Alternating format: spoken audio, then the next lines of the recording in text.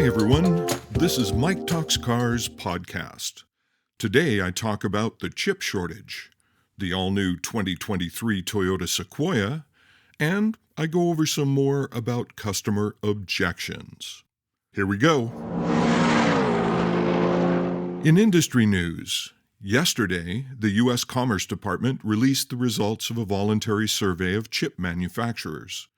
The results of the survey have led the department to state that it looks like the chip shortage will persist with no sign of letting up within the next 6 months. This is not good news for the auto manufacturing industry and is driving many automakers to idle production lines and entire factories as a result. Chip inventories that would average 40 days of supply pre-pandemic are down to 5 days' supply. The primary problem appears to be the availability of wafers, the backbone of chip production. The news, while not particularly good, is moving the United States to invest in increased domestic production of chips and even automakers to produce their own chips in the future. In new vehicle news, coming this summer is the all-new 2023 Toyota Sequoia.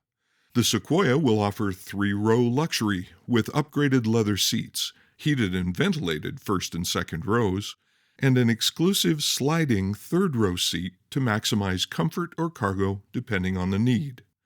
Under the hood, there will be Toyota's iForce Max hybrid engine that can put out 437 horsepower and provide Sequoia with a maximum towing capacity of 9,000 pounds.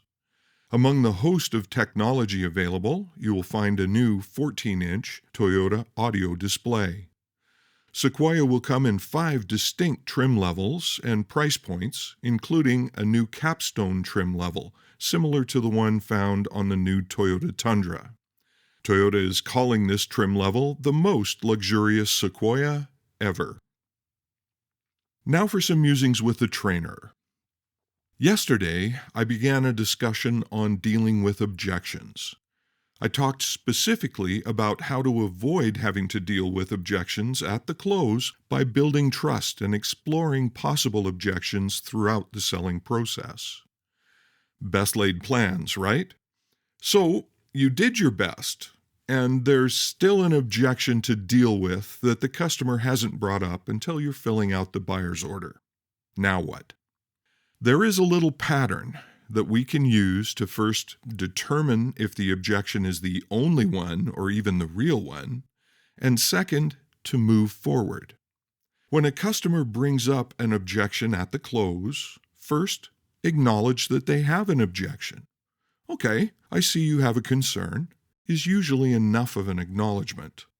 Next, restate the objection to make sure you understand what they are saying. Maybe it goes something like, you wish that the new vehicle was available in a lighter color because this dark gray isn't exactly what you hope to get. Is that correct? Now, assuming that that is a correct description, it's time for the other than question. It goes like this. Other than the color, is there anything else that we need to talk about? This helps us to know the scope of the concern.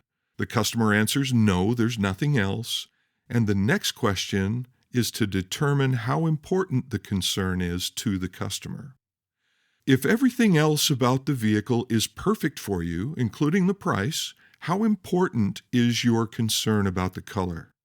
Now, it has been my experience that putting a proper perspective on an objection can solve most of the concerns that the customer brings up during the signing of the deal. Some training out there will tell you to ignore the customer's objections until they've brought it up like 3 times. Well, sorry, that's a tactic and not a skillful one at that. Remember that a customer will always remember the way they were treated. Use your questioning skills well and show respect for their concerns. This builds the trust that will bring that customer back over and over again. More tomorrow.